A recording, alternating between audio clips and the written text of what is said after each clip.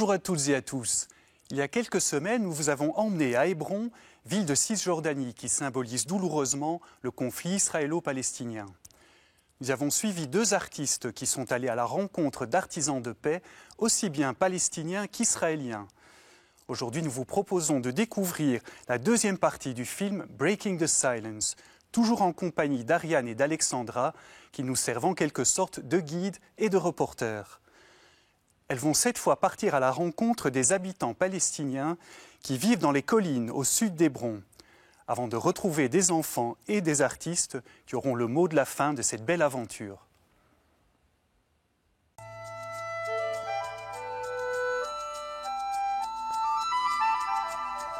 Dans le premier épisode, nous avions suivi le périple d'Ariane et Alexandra à Hébron, une ville de Cisjordanie qui est un microcosme du conflit israélo-palestinien. Raconte-toi. Avec elle, nous avions commencé à découvrir cette ville vieille de 4000 ans, où l'histoire de nombreuses civilisations et religions se sont mêlées, mais où aujourd'hui l'injustice se manifeste chaque jour dans la rue. Raconte-toi. La musique et la danse avaient été leur mode de résistance aux côtés des activistes palestiniens et israéliens qu'elles avaient rencontrés et qui luttent pour la paix. Ce qui est en fait, c'est que c'est très difficile de parler d'un processus de The multi-layers, the different Mais civilizations. qui résonne, peut-être que c'est une forme de résistance. Donc hier soir, en fait, en rentrant vers les territoires palestiniens où se trouve notre hôtel, on a été confrontés à plein de barrages que Google Maps n'avait pas pris en compte. Et du coup, on se rend vraiment compte de la réalité que c'est que d'avoir un pays séparé, martelé, avec des barbelés partout et des militaires à chaque poste. C'est malheureusement une description de ce qu'est un pays en guerre.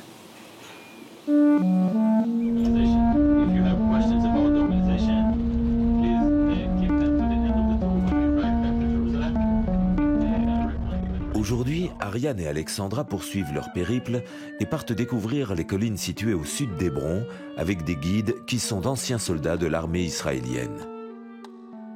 Ido est l'un de ceux-ci. Depuis qu'il a terminé son service militaire, il fait découvrir aux touristes la situation de la population palestinienne qui vit ici, en Cisjordanie. So this is the map of the West Bank. This is the West Bank. There is the green line, it's hard to see it, but there is a thin green line that separates Israel from the West Bank. À la fin de la guerre israélo-arabe en 1949, une ligne a été tracée sur la carte, à l'encre verte, par les anciens belligérants. Sans être officiellement une frontière, cette ligne de démarcation délimite le territoire d'Israël et celui de la Cisjordanie, région majoritairement peuplée par les Palestiniens. Si elle s'appelle Cisjordanie, c'est parce qu'à cette époque, cette bande de terre à l'ouest du Jourdain était occupée par la Jordanie. Mais en 1967, un nouvel événement va bouleverser ses plans. And in 1967, after the Six-Day War, Israel took over the West Bank and we occupied it with military force until today.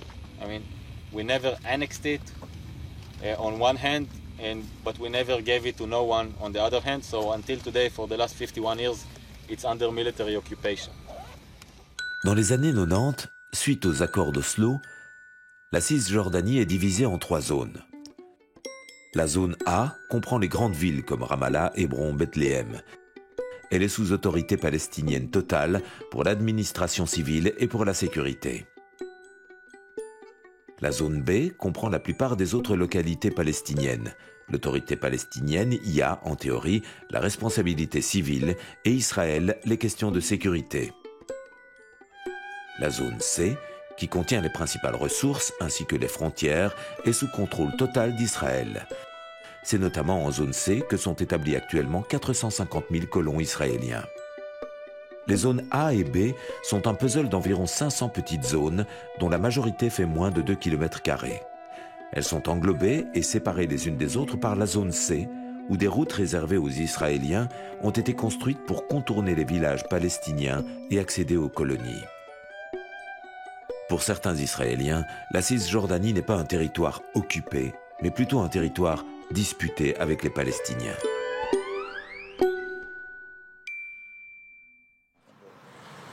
So by far, I'm sure the occupation is the largest project in the history of Israel. No other project in the history of Israel has been spent on with more money, time, effort, human resource, and blood. Of course, it's the project that most blood has been spilled on.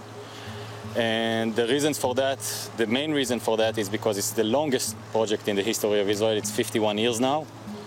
And the second reason is because it's in the interest of the government, not just this government, but all the former governments who ruled this area before this government. En zone C, la cohabitation est souvent toute proche entre les villages palestiniens et les colonies israéliennes. Si notre groupe n'était pas le bienvenu dans la colonie, nous avons toutefois pu rencontrer les habitants palestiniens dans de ces villages. Some people of Carmel, the military, some of them is academic people. But we see them every morning, they go to their works, you know. But the problem, because we live side by side, that's caused us a lot of problems like demolitions and, you know, all the things which Oda speak about. You're not allowed to develop yourself. The road you're not allowed to fix. Your building will be targeted with demolition. 90% of all the community here on both sides have a demolition orders, real ones, which could be demolished in any time. You don't know when. That's really a catastrophe for the community here. The people every day, every week, from Sunday until Thursday, they expected that the bulldozers will be around here and they will come and surprising the people without telling the lawyer also, because we have a lawyer. Okay. We work in a legal case very well because we hired lawyers, we hired, you know, we try to approve master plans, but it's not work. Israel reject that. And all along this ridge, you will see more and more settlements created in order to expel all the Palestinians who live in this area, in the southern part, to go and live there, in area A and B.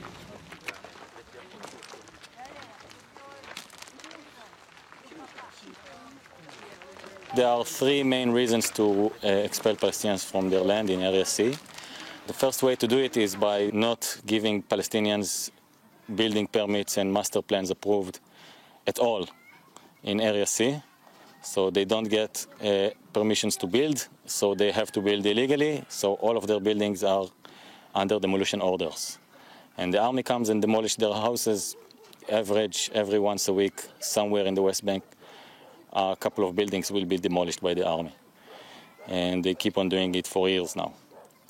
The second way to do it is by preventing from the Palestinians to walk and to get to their own private land. And there are many different ways to do it. You can declare on the land special security zone, firing zone, archaeological digging zone.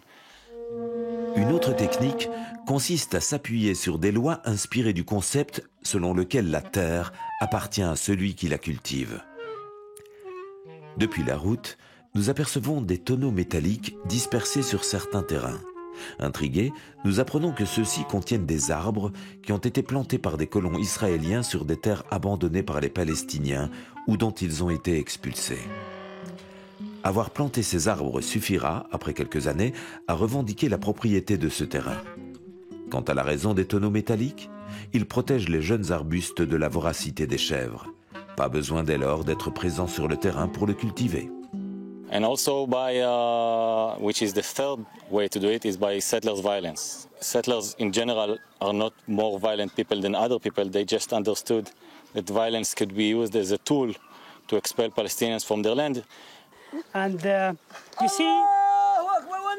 you see how we close with the neighbors, as I say neighbors, but the neighbors put themselves in this fear of terrifying from the neighbors. We are danger for their life because they put their razor fence here. And this is the border between both two communities who's different. This is the old Carmel, which established in 1980. Carmel, the old Solomon Carmel started. And this is the old fence, and this is the new neighborhood of Carmel, which, you know, keep expanded and expanded, and more development there. And let's walk a little bit. Let's go to the tent. Dans le village, chacun a sa méthode pour crier à l'injustice. Mais qui peut protéger ses habitants et réguler les relations de voisinage comme cela se ferait chez nous? Ici, les soldats et la police interviennent trop peu souvent pour protéger les Palestiniens des exactions des colons. Nadav, qui est lui aussi un ancien militaire, nous explique le background de ces jeunes soldats qui effectuent ici leur service. Yeah, so in high school they teach us, mainly what they teach us in history lessons are about the Holocaust. And you travel also to Poland to visit all of the camps and learn about everything that happened over there. And the next thing that you do, you join the IDF. And you join the IDF with that notion as well, that they can kill us in every time. And we're in danger and we have to protect ourselves. And the country of Israel is the result of the Holocaust. And because of that, we have to do everything in our power to save our people, settlers and Israeli citizens alike.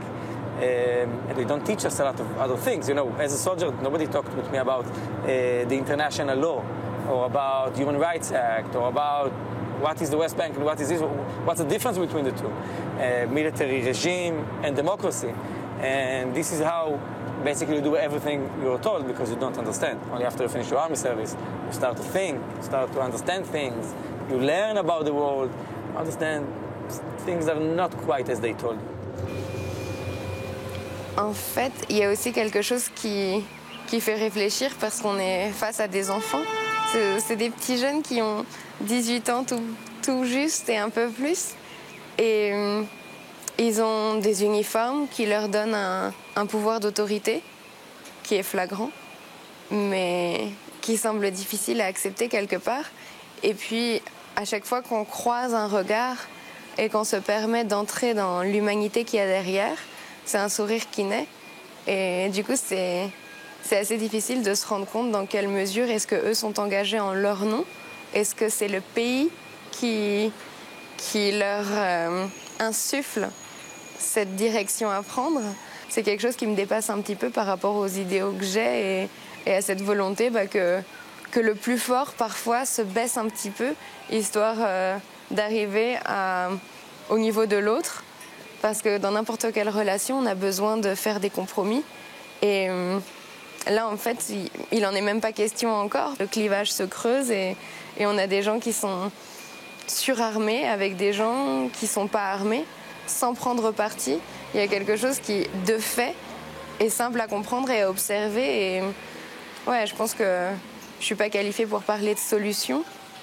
Mais une résolution du conflit, ça passe forcément par la rencontre. Or, les murs sont élevés de toutes parts, à l'intérieur, à l'extérieur. De retour à Hébron, nous décidons de visiter le célèbre tombeau des patriarches. C'est un lieu saint pour les juifs et pour les musulmans, car il abrite le tombeau des patriarches et matriarches, dont Abraham et Sarah. C'est le moment de la prière pour les musulmans dans la partie aménagée en mosquée. Nous entrons donc dans l'autre partie du site, qui est une synagogue. Cette visite donne à Ariane l'occasion de faire un retour sur elle-même et sur ses origines tout à la fois juives et arabes. Des fois, il y a des choses dans la vie qui se passent qui sont des rencontres. Et qui sont des rencontres à des niveaux qui, moi, me dépassent. Où justement, il y a tellement d'éléments qui viennent confirmer quelque chose qu'on n'a qu'à les cueillir. Et là, ce voyage, ça a été ça. Le fait que je porte ce nom, Cohen Haddad, avec ce trait d'union au milieu. Cohen, c'est juif, quoi. Ça vient de la famille des Kohanim, ça signifie ceux qui sont dévoués. Il faisait partie du clergé juif, quoi, à l'époque du temple, hein, donc ça remonte à longtemps.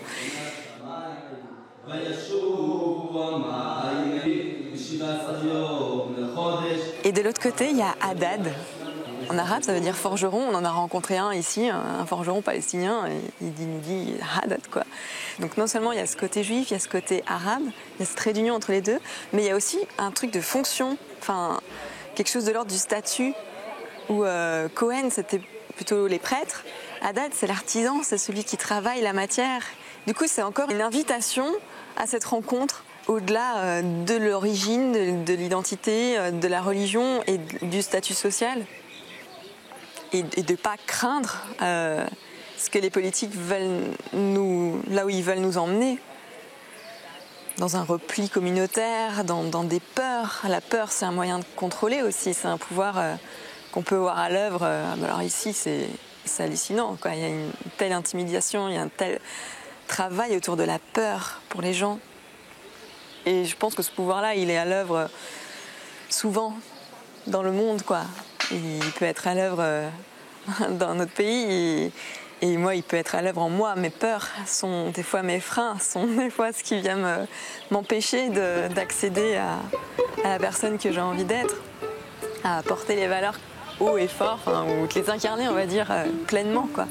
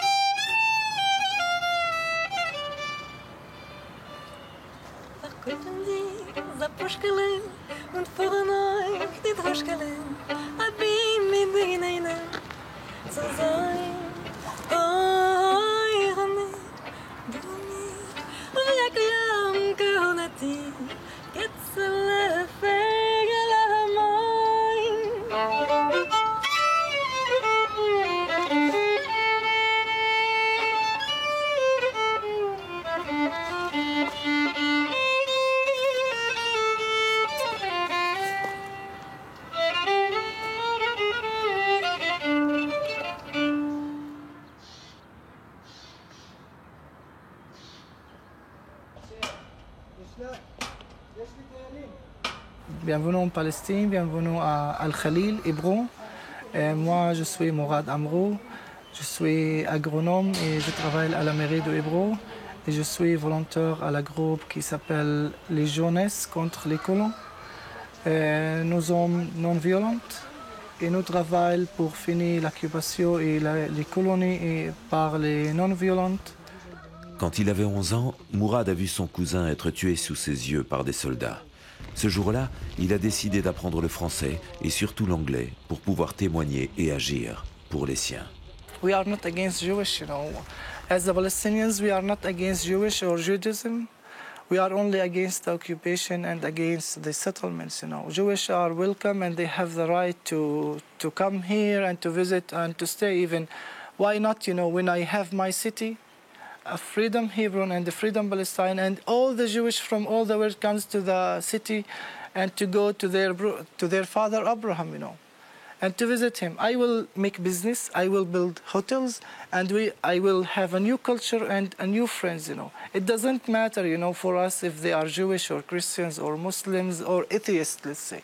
It's only because of the occupation, because of their actions against us, you know. Mourad nous emmène alors dans la vieille rue commerçante Al-Shalala pour nous faire découvrir une caractéristique de l'occupation tout à fait propre à Hébron. Here in Hebron, in Al-Shalala Street, there is upstairs, there is a settlement, and down there is a shops, a Palestinian shops, where the Palestinians are allowed to open their shops. And we bought this fence, you know, to protect ourselves from the settlers, because sometimes they throw rubbish or garbage or stones on our heads while we walk in the street or working in the shops. We feel that we live in a cage, you know, or in a big prison to have this fence, you know. Why we have to put this fence here, you know, in our city, you know. And do you think that the major part of the Israeli public opinion is ready to build peace, and otherwise what would engage them on the way of peace building? As Israelis, unfortunately, they are controlled by media. So a lot of Israelis, they don't know what's going on here in Palestine. And for example, in Hebron, they think all Palestinians have weapons and knives and they want to kill Israelis. Media every day, the Israeli media every day talking about Palestinians are terrorists, Palestinians want to kill us, Palestinians want to throw us on the sea.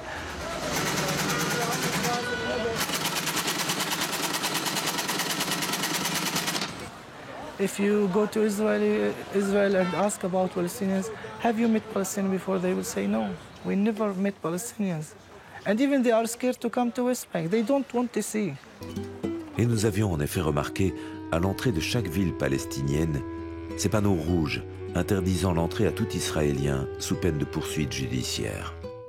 They don't know that we have a good traditions. We are very friendly people. We are familiar, and we have a good food. Let's say, let's them to try our food. You know, maklouba. They will like it.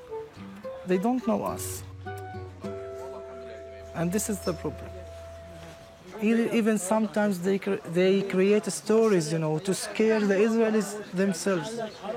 When they have elections, you know, for the prime minister, you will see a lot of violence. You will see a lot of like fake stories that goes to the media just to push the Israelis to vote to the white rings, you know, to the fanatic and extremist people in the Israeli community. It's not easy for us, but we still have our hope, you know, because there is no occupation will stay forever, and I think I can say, okay, I will lose my future, my life for fighting the occupation and talking about the life and the conflict, but I'm working for the next generation that I hope they will live a better life than us, you know, and than the people before, you know.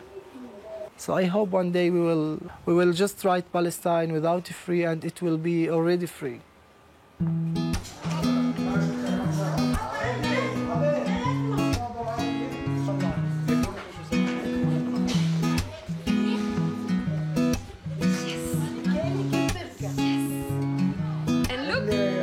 Le diable en toi se réveille, l'honnêteté s'est écartée et tu surveilles toutes les choses les plus profondes qu'on a pu se dire. Se sont allongés contre le mur la nuit dernière. J'attends plus que tu tires, mais les balles ne partent pas car ils sont pas dans le trou. Je les ai remplis d'amour, d'affection et de moi la haine, la colère, l'amour se mélange, mais dans ma tête je me dis les temps changent et le temps guérit. Le temps s'épanouit et prend un autre chemin, celui de son destin.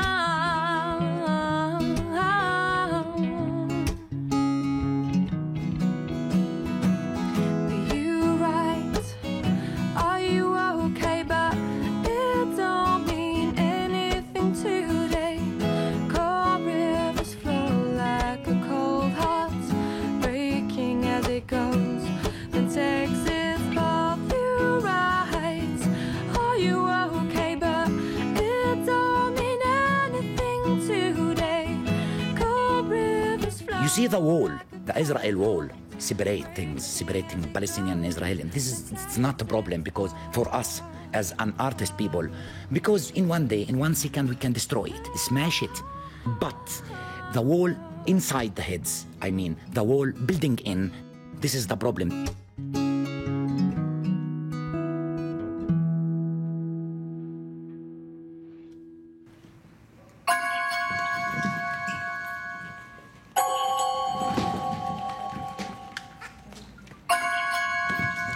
You said, yes, theater, why this name? Because in Hebron, especially in Hebron, all the time we hear no, no. For new things, it's no. Artist, no. Dancing, no. Cinema, no. Theater, no. For this reason, we said yes. And yes, theater.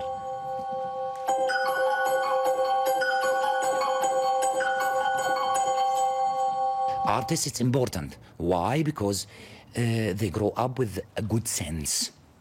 Why good sense? Because occupation, Israel occupation, they try killing feelings. But through arts, we try to put water in this sense. For example, if they hear about a person killed in the street, or 100 person killed, it's normal because Palestinian people, new generation, they live with abnormal things. They thought it's normal, but this is abnormal life.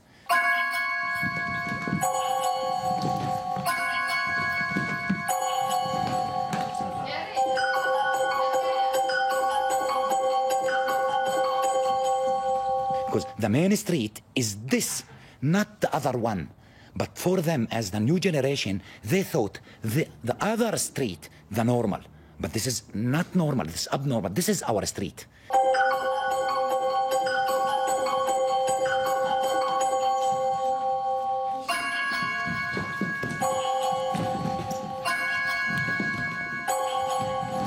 We are in the peace-building process.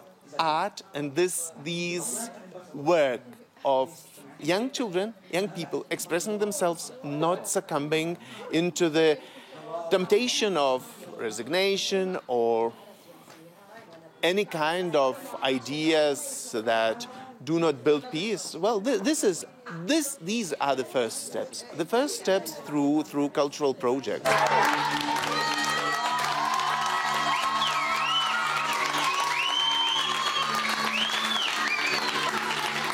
For this reason, we are resisting this kind of occupation through our arts and words, without bombing, without weapons, without blood, because we hate blood. We can solve our problems, all the problems in the world, through love.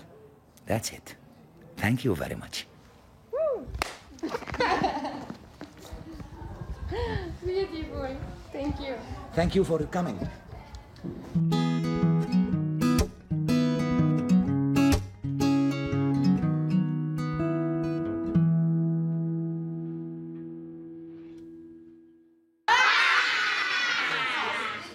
Nous espérons que ce documentaire vous a plu. Si vous souhaitez le revoir, rendez-vous sur Ovio ou sur le site catobel.be.